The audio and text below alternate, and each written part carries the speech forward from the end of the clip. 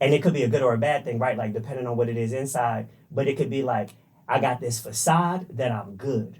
So because I'm not outwardly expressing like, yo, I'm struggling, because like nobody wants to see the story of the entrepreneur struggle, right? We just want to see the highlight reel on Instagram, so it looks like, right, that we're doing good.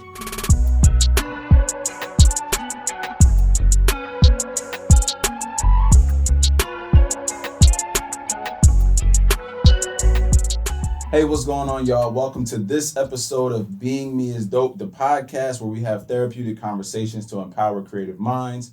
I'm Nate. I'm Lewis. I'm Visionary. I'm Mike. I'm Keith. Hey, we got that right the first time around. I love it. Hey, look, really quick, y'all. Make sure that y'all tap in and make sure that y'all subscribe to the podcast on YouTube and all streaming platforms. We're looking forward to hearing from y'all. Drop some stuff in the comments, share some reviews, share this with a friend, with another creative. And we're going to just dive into this, y'all. We're going to dive into this conversation. The topic being the weight of being gifted. And I know that that's a heavy title, right? It's a heavy title, but it comes with a lot, right? Mm-hmm. Us as creatives, we bring things that are within our mind, within our spirit, and we bring it out into the world and manifest that thing into reality, right? All the stuff that you all have done was once an idea, but there's also this pressure of being gifted. It's not like easy, like you're just walking around and boom, we doing this and that. It's like, yo, it takes a lot of work. There's a lot of doubt sometimes. Sometimes scarcity comes in the way. So I just want to jump right into it, with the weight of being gifted, how does that speak to you? What does that say to you? And anybody can just jump into. Family. The peer pressure. The most of the time I want to touch on financially. Like in a Black community, I'm not sure if it's like that with y'all, but in other communities I've experienced the money being passed down. But in what I've witnessed, the money is passed upward. Meaning I'm the youngest, but since my family perceives it as I'm doing the best, they ask me for money. Right. They ask me for guidance. And I really don't have someone who's a token in my family to really look up to or follow their business model or model as a man or model as at least what I would deem as a man or as qualified as a man. Emotionally, mentally, financially, and it's very hard. It's like, do you view it as a bad thing? Or like, for lack of a better word, using the word bad. But is it like a negative? I get what you're saying. Understanding what they go through on a day-to-day basis and what they went through, especially because we have technology now. So it's more easily accessible for me to Google something and look up something as opposed to when they was growing up, they didn't really have that. Yeah. So I'm writing this piece called Lineage, and I'm kind of just like starting from my grandfather, his struggles, my father's struggles, mine, and then like hopefully my son experiences a little less struggle or none at all, right? And it just has me thinking of like the differences across generational like problems or solutions and things like that, right? So when I hear that, I'm like, they weren't really in a position because there's like a beauty in, right? Like if I'm passing down, it's almost like water that's hitting and you get like the scraps, the crumbs almost. Yeah. Like you have what I have left. But when you get in a position of like where you're at, now it's like we got this generation that's able to create opportunities a lot differently. I wouldn't say easier just because of the resources, because they bring a new set of problems. But I think that like now we're getting to a place where like, yo, I can take care of my parents and I can pass down. Facts. Right? Like, and I'm good here. So like I just view it as like the paradigm is shifting, and now we get to start to become the people that can that the next generation is looking up to, the people that our peers are looking up to, and even sometimes our parents and aunts and uncles or whatever. That's facts. I mean, what about as you said that, I'm thinking like that's true, but what about when you're on that come up? Do you feel like that pressure of like, yeah, I gotta provide for everybody, but I'm trying to create my art at the same time, and it's like almost like this tug of war where they don't understand. Like I know for me, my pops, I love my dad, right? I love my dad, but we've had our differences in the past. But it was this thing where he couldn't really see the vision of what I was trying to create, and it didn't make sense. So every week he was just dropping me with applications from firefighters to policemen. I'm like, fam, like you're not understanding it. Like I'm locked in. It's like you don't see the gifting or whatever, and that was a struggle. That was like a back and forth thing for a while until I was able to expose him to some stuff. But it was mad like turbulence I had to go through, and there's times where I was like, yeah, maybe I should just do what he's saying. So how about that pressure on the come up? Do you feel like how does that feel? You know what I mean? For those of you that are going through it, if you're going through it, or when you went through it, it's like, yo, how did you break through that? Because that's not an easy thing. For most of us, we first generation entrepreneurs. Yeah. You know what I mean? I know from my family, because I come from everybody is like educators or things like that. I'm the only one that just didn't want to do any of that, and like I feel a lot of pressure because I'm not tooting my own horn. I'm gifted at a lot of things. Like I can do music, I can write, I can do video, I can do photos, I can do everything. Come on, multifaceted. But like the way my family perceives it is I'm always doing amazing. When I'm not really doing amazing most of the times because like this week I might have 5 shoots, but next week there's nothing. Mm-hmm. Right. So like they don't see that, but I'm experiencing it. And I just feel like it's a lot of pressure because they're just expecting a lot from me because they think that I'm like this amazing creative. I know that feeling, bro. To me, it communicates, again, like lineage, right? Like the different generations managing struggles, right? Because, like, regardless of whatever, like, my pop, he was working 16 hours in a warehouse, like, grinding, whatever the case is, and he comes home, and maybe he's too tired, right? And he don't really want to have conversation or, like, want to be bothered or whatever. And, like, you know, different generations are handling the pressure differently.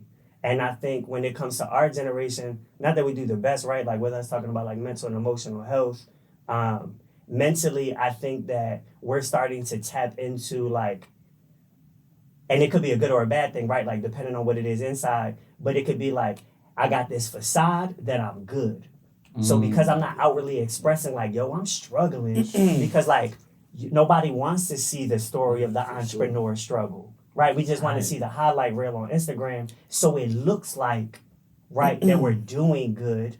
But it also could be like maybe you're just really doing an amazing job at handling the pressure where it's not affecting the outside, right? Like it's not affecting the way that you're responding to things. So people just assume that like, oh, he good, she good. You know what I mean? Like, they good, whatever. But it's like, it could be one of the other, like... So I just try to think about it like that, too.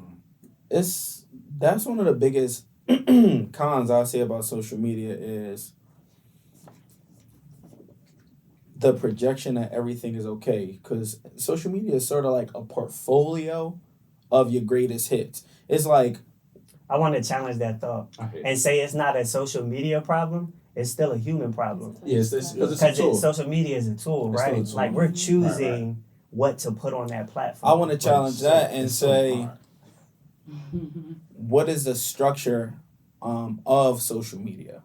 Meaning, they structured it to seem that way, and in most cases, it could be that way. That we have to project a highlight or at least a portfolio of our best or greatest hits, because if we don't, everyone has this insatiable need for acceptance, and when you don't get that acceptance, it's sort of like if you can't do that offline, or if you can't do that online, in most cases, how can you do it offline? So when you log in, you looking for validate, or I'm not going to say you, but I mean in general, most people you need those likes. Most people looking for validation.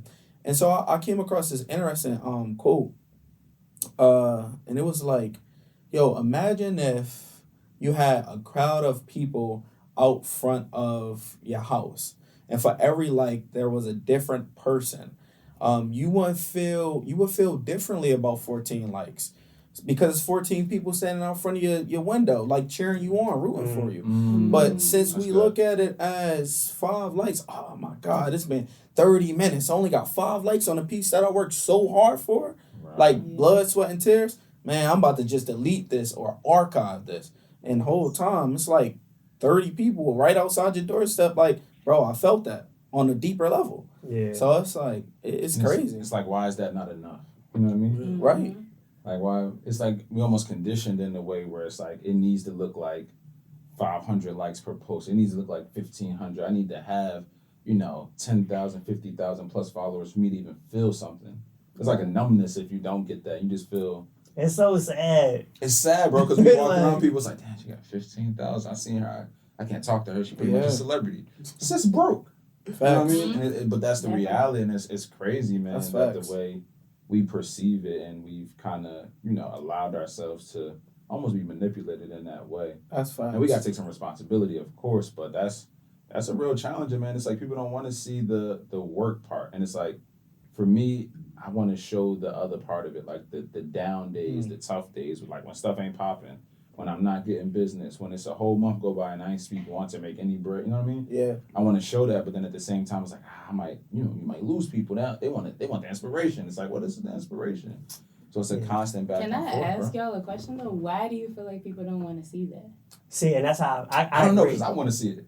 Nah, cause look, I wanna don't see you see a lot more now though, like watch me clean my bathroom and like sped up time and like That's or facts. cook I know this who meal. originated that too. I ain't gonna lie. But it's weird when you think about it. It's like people just want content, right? Like you open the app to see something, Yeah.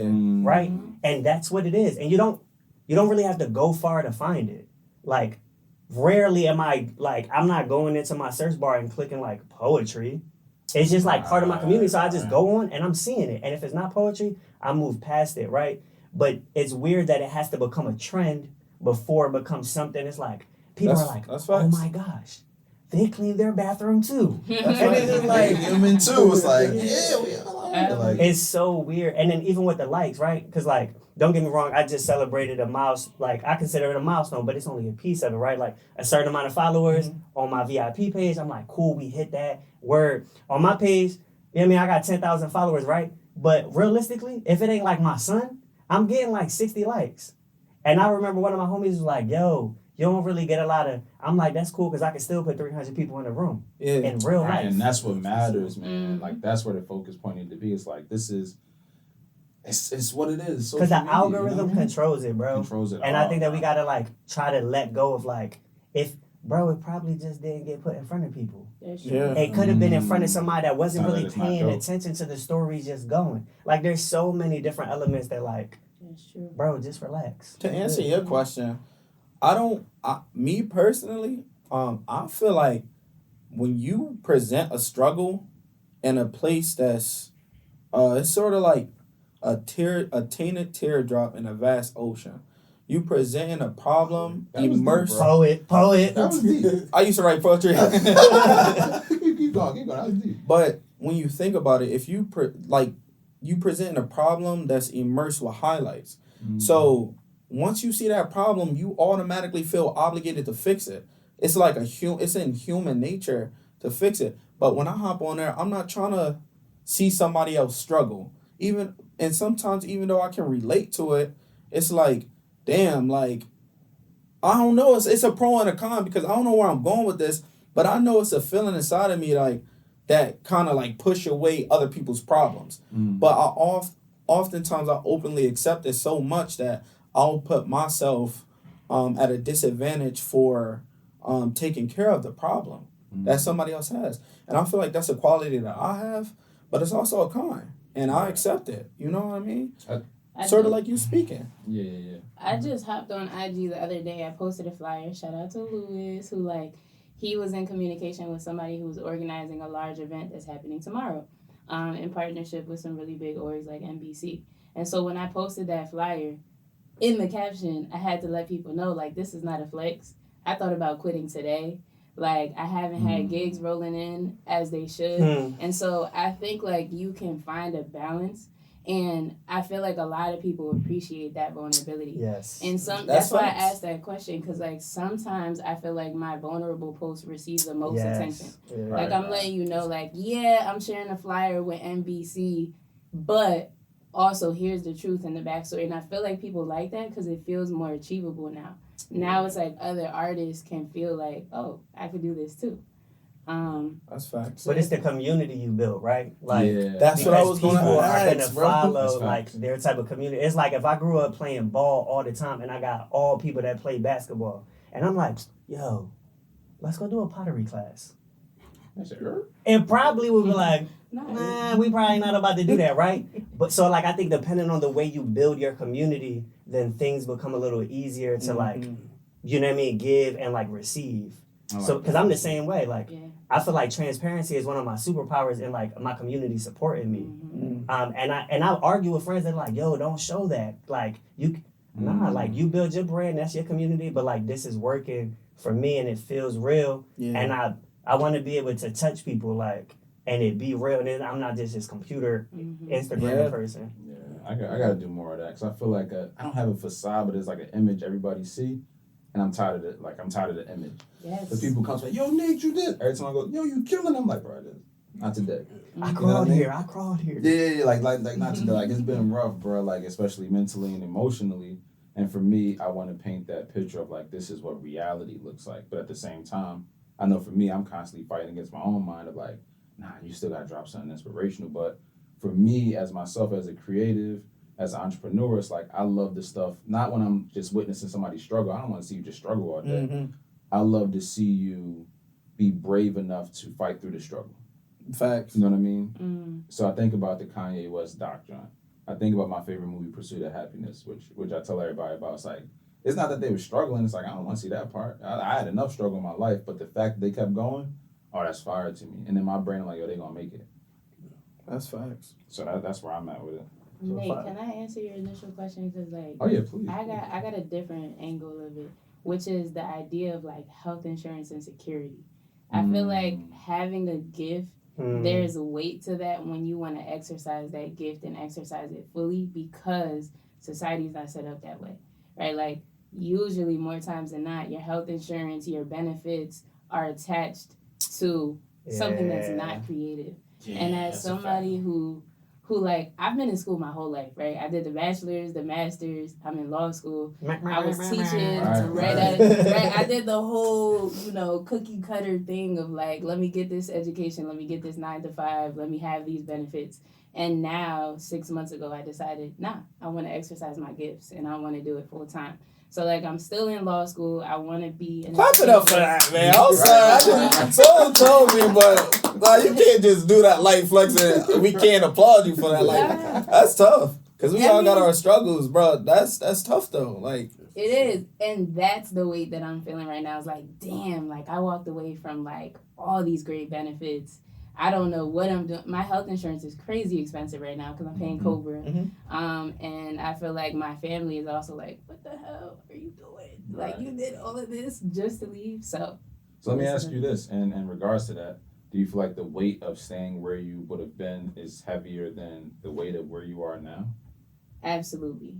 Because I gotta say, I feel like a lot of creatives feel this way when they are behind a 9 to 5. It's like you feel like you're not doing or living your purpose. Yeah.